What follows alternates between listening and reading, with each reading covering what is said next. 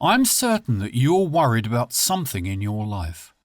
These are indeed tough times, especially after COVID-19 due to inflation. Everyone is troubled, but I know that your worries might extend beyond just inflation. You might be anxious about your future, financial difficulties, poverty, or maybe you or a family member is suffering from a chronic illness. It could even be that all these issues are present in your life simultaneously. With so many problems, it sometimes feels like we are battling a multi-headed monster.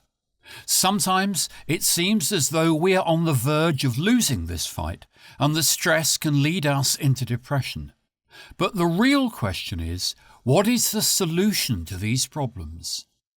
In our subcontinent, particularly in Pakistani and Indian culture, a very famous method is often used to address worries. And surely, at some point in your life, you must have encountered this method. The method is reciting specific prayers or verses, wazaif.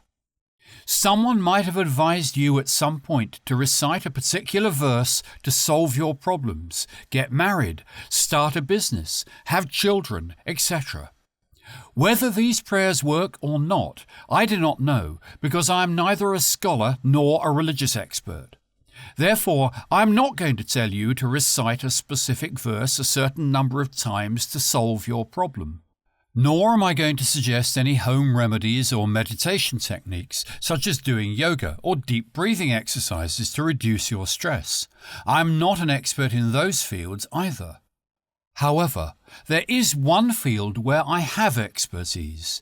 It is a field I have been studying for the past 11 years, although this study would have been of no use to me if God had not brought the answer to my question suddenly before me.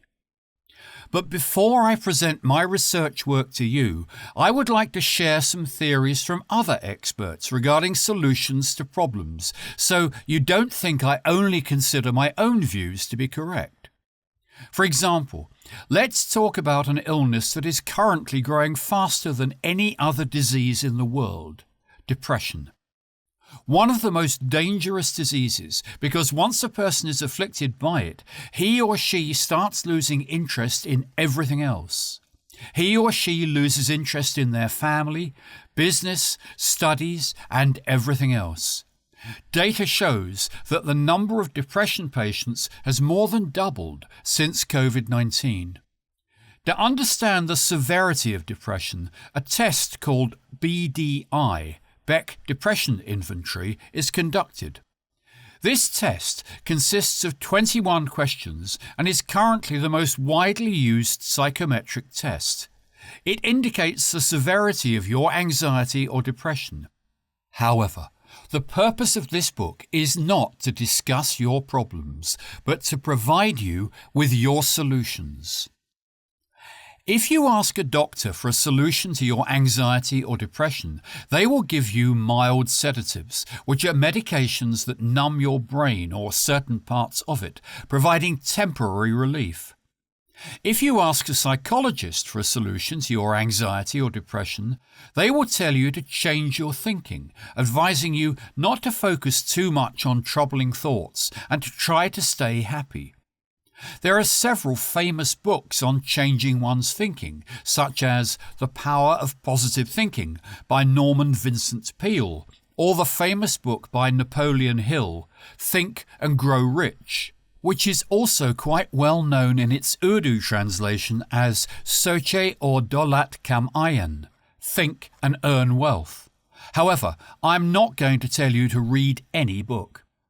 There was a very special reason I mentioned this, because I wanted to draw your attention to a specific word, and that word is thinking. But what happens when you change your thinking? Does your problem disappear just because you stop thinking about it? No, nothing like that happens. Simply claiming that changing your thinking will make your problems disappear is not enough. Therefore, I did a little research on human thinking, and from the work done by Krista Taylor, I confirmed that there is indeed a connection between depression and our thinking patterns.